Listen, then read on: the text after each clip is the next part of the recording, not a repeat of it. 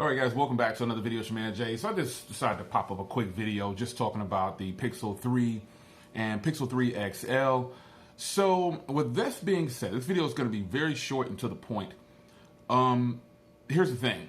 I actually like the Pixel 3, not the Pixel 3 XL, because that design is something that, you know, we've seen a bunch of times. I often wonder why Google didn't just stretch out the display and leave the cutout at the top away, because technically it's kind of useless. All they did was add another camera. When in all actuality, they probably could just use a single camera and gave it a wide angle lens. This is my take on it, but I don't understand the reasoning behind that. Google has made it clear this is why we did it. I watched the entire event.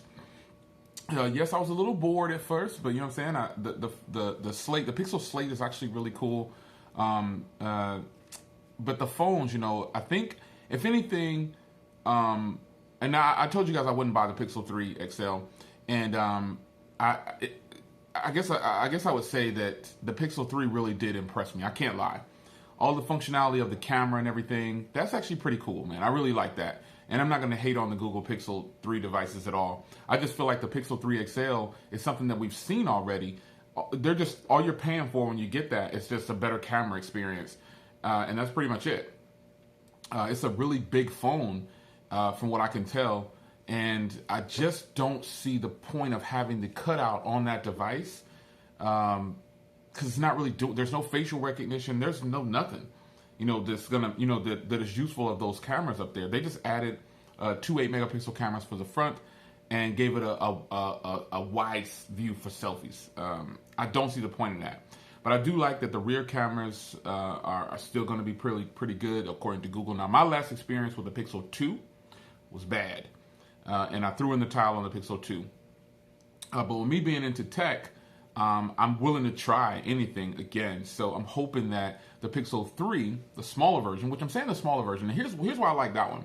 They kept the body the exact same size as the Pixel 2, and the screen is no longer 5 inches, it's 5.5 inches. So you get a really small form factor with a nice size screen. So that's going to be nice. They both have the stereo speaker setup. And, you know, I just think the Pixel 3 for me is more appealing.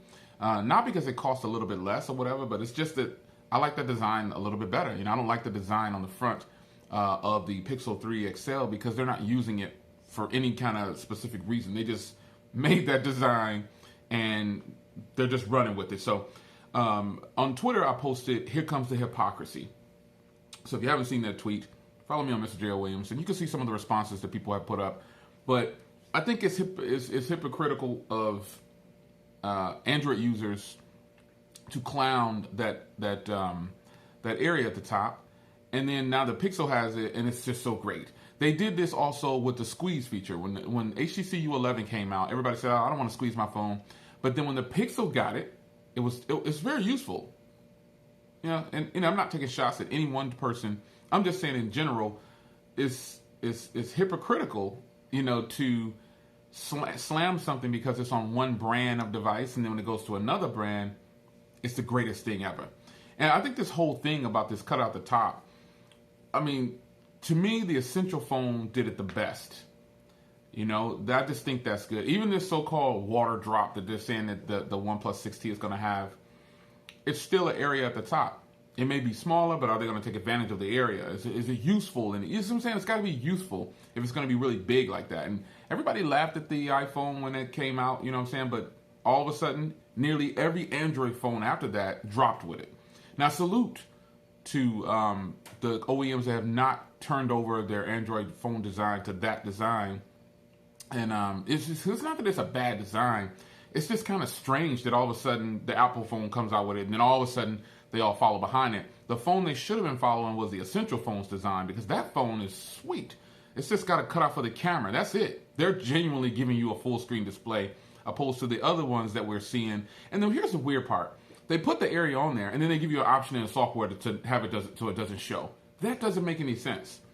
The Poco phone, I'll admit, it is very useful, because that phone has the same facial recognition and setup like the iPhone XS Max and all the iPhone 10. You can use that in the dark. It's useful, but that's probably the only phone that I can think of that it is actually useful on. All these other phones, they just did it just to do it, looks like, because they like the design, I guess. I don't know. But what I will say is I'm pretty disappointed that they went with this route. They went this route on the big one, and the small one to me looks great. You know what I'm saying? So if anything, I do like the small one a heck of a lot better because you still get a big screen, you know, but you don't have that area at the top that's not getting used.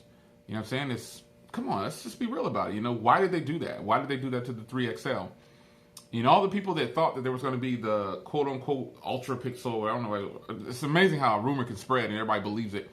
But everybody who thought that was going to be a thing, pew, pew, shot down, bro, shot down. I mean, if you want a full screen display, buy the Nexus S by Vivo, the Nex S by Vivo.